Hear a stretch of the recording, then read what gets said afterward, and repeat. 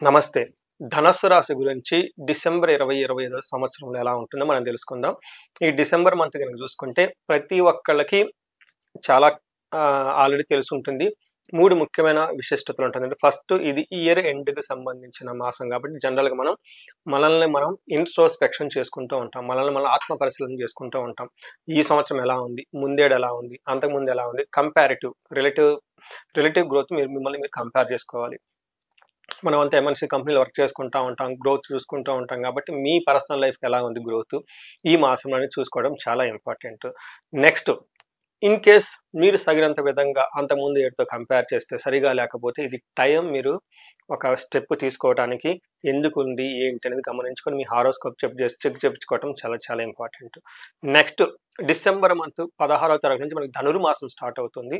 ఆధ్యాత్మికంగా గనుక మనం చూసుకుంటే ఇక్కడ నుంచి ధనుర్మాసంలో మనకి పేడ కల్లాపు చల్లటం, గొబ్బెమ్మలు పెట్టడం, ముగ్గులు వేయటం, తర్వాత హరిదాసులు రావటం, ఇక్కడ నుంచి సంక్రాంతి పండగకు సంబంధించిన హడావుడి అంతా స్టార్ట్ అయిపోతుంది. మూడోది ముఖ్యమైనది చాలా మందికి ఈ డిసెంబర్ మంత్‌లో వెకేషన్ టైమ్ ఉంటుంది. అది మనకి క్రిస్టమస్ వెకేషన్స్ అవ్వచ్చు, లేదంటే సాఫ్ట్‌వేర్‌లో పనిచేస్తున్న వాళ్ళకి ఏమంటారు జీరో కోడ్ డే అని, లేదంటే సర్వర్ డౌన్ టైమ్ అని ఇలా రకరకాల పేర్లతో పిలుస్తూ ఉంటారు ఈ టైంలో. వాళ్ళకి ఓ 15 డేస్ లేదంటే 10 డేస్ వెకేషన్‌కి అందరికి వెళ్ళిపోతూ ఉంటారు. ఇంకొకటి చాలామంది వెస్టర్న్ కంట్రీస్ చెప్తూ ఉంటారు. ఈ డిసెంబర్ మంత్‌లో గొడవలు ఎక్కువొస్తాయి, మనస్పర్ధలు ఎక్కువొస్తాయి అని చెప్పేసి చాలా మందికి వెకేషన్‌కి పంపించేస్తూ ఉంటారు ఎంప్లాయీస్‌నంతా. సో, ఇది జనరల్‌గా ఉండే 3 ముఖ్యమైన విశిష్టత గల మాసం డిసెంబర్ మంత్. ఈ డిసెంబర్ మాసంలో ధనుసు రాశి వాళ్ళకి ఎలా ఉందో తెలుసుకుందాం. ఫస్ట్ ధనుసు రాశి గనుక మనం చూసుకుంటే ఈ రాశి వాళ్ళకి అర్ధ అష్టమ శనితో బాధపడుతూ ఉన్న వాళ్ళు చాలా ఎక్కువ మంది ఉంటారు. అర్ధ అష్టమ శనితో ఎక్కువ మంది బాధపడుతూ ఉన్నారు. అర్ధ అష్టమ శని అంటే ఇంటికి సంబంధించిన వ్యవహారాల్లో, భార్యాభర్తలకు సంబంధించిన వ్యవహారాల్లో సుఖం ఉండదు, సంతోషం ఉండదు, గొడవలు పడుతూ ఉంటారు. అంతేకాకుండా పార్ట్నర్‌షిప్ బిజినెస్‌లు ఏమైనా చేస్తున్నా గానీ అందులో కూడా గొడవలొచ్చే అవకాశం ఎక్కువగా ఉంటుంది. ఒకటి వానికొకటి ధనానికి సంబంధించో, పార్ట్నర్‌కి సంబంధించో, ఇంటికి సంబంధించో, భార్యకు సంబంధించిన వ్యవహారాల్లో ఏదో ఒక ప్రాబ్లమ్ వస్తూ ఉంటుంది. ఇబ్బందులు పడుతూ ఉంటారు ఎక్కువగా ఈ రాశి వాళ్ళు. అయితే ఈ డిసెంబర్ మంత్ మనం గనుక చూసుకుంటే, ఈ డిసెంబర్ మాసంలో కూడా ఈ ధనుసు రాశి వాళ్ళకి అంత సరిగా ప్లానెట్ యొక్క ప్లానెట్ యొక్క పొజిషన్ అంత అనుకూలంగా లేదు. కొంచెం ఇబ్బందులు పడే అవకాశం ఎక్కువగా ఉంది కాబట్టి, ఈ మంత్ కొంచెం జాగ్రత్తగా ఉండటం ఎంతైనా అవసరం. ఈ మంత్ మనం జాగ్రత్తగా ఉండటం ఎంతైనా అవసరం. ధనుసు రాశిలో గనుక చూసుకుంటే నక్షత్రాలు మూల 1, 2, 3, 4 పాదాలు, పూర్వాషాఢ 1, 2, 3, 4 పాదాలు, ఉత్తరాషాఢ ఫస్ట్ పాదం అంతా మనకి ధనుసు రాశిలో ఉంటారు. పేరు బలం ప్రకారం మనం చూసుకుంటే వీళ్ళకి ఏ, యో, భా, బి, భూ, దా, భా, దా, బే అన్న అక్షరాలంతా కూడా ఈ ధనుసు రాశిలో ఉంటారు.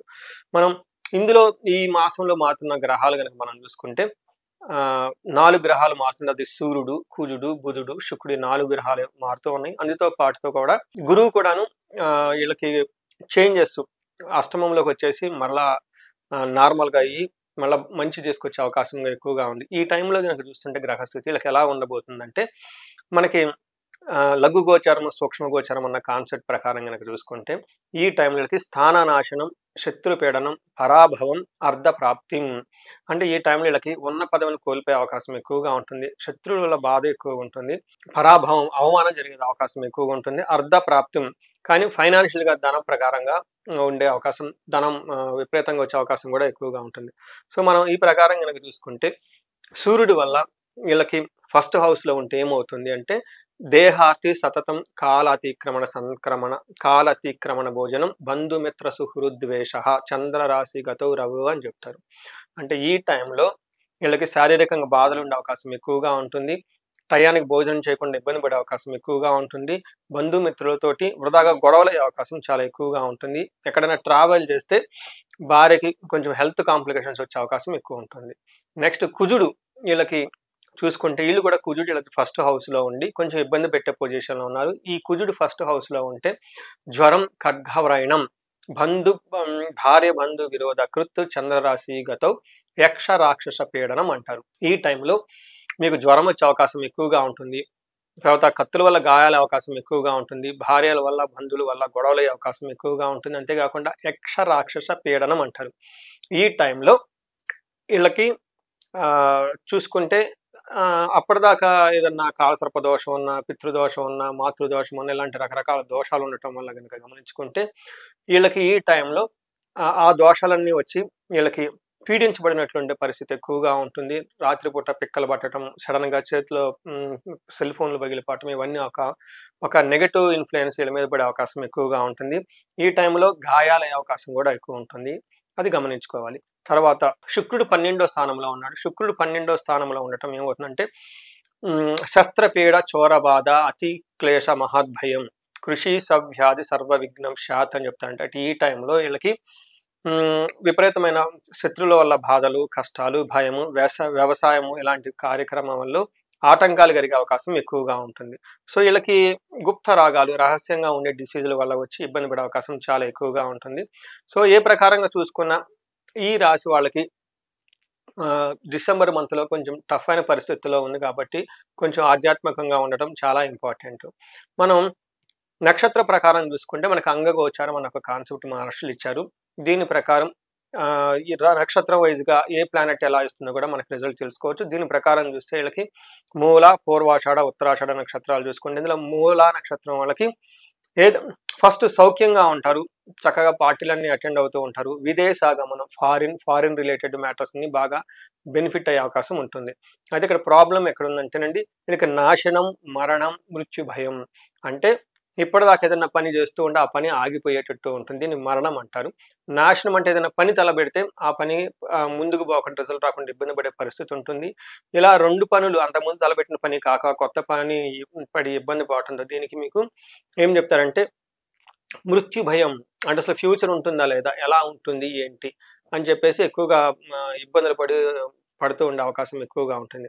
పూర్వాషాఢ నక్షత్రం వాళ్ళకి సౌఖ్యంగా ఉంటారు. విదేశాగమనం, ఫారిన్ డెస్టినేషన్, ఫారిన్ వెళ్ళే అవకాశం ఎక్కువగా ఉంటుంది. నాశనము, మృత్యు భయము చూపిస్తూ ఉంటుంది.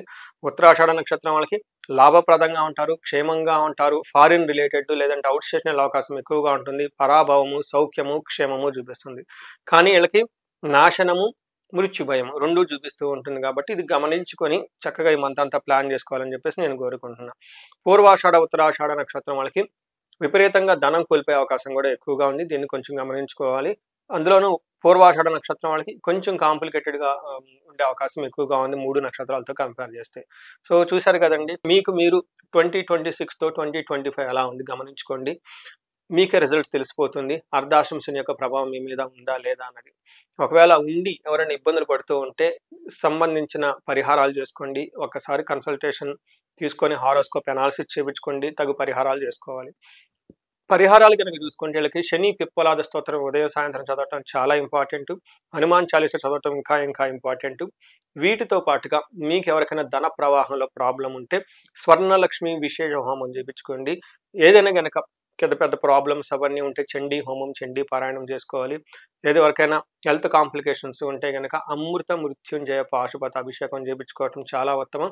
భార్యాభర్తల మధ్య వృధాగా గొడవలు అవుతూ ఉన్నాయి, రిలేషన్షిప్ ఇష్యూస్ ఉన్నాయి మీ మధ్య అనుకుంటే విశ్వావసు గంధర్వరాజ హోమము లేదా అన్యోన్య దాంపత్య పాశుపత హోమం చేపించుకోవడం చాలా ఇంపార్టెంట్. సో చూసారు కదండి, ఈ రాశి వాళ్ళు కొంచెం జాగ్రత్తగా ఉండటం ఎంతైనా ఈ డిసెంబర్ మంత్లో చాలా ముఖ్యం. ఈ రాశి వాళ్ళు మీకు ఎలాంటి సమస్యలున్నా వాటన్నిటిని అధిగమించి ముందుకెళ్లాలని చక్కగా తగు పరిహారాలు చేసుకొని 10 రెట్లు మీరు జీవితంలో ఉన్నతంగా ఎదగాలని చెప్పేసి నేను కోరుకుంటున్నాను. నమస్తే.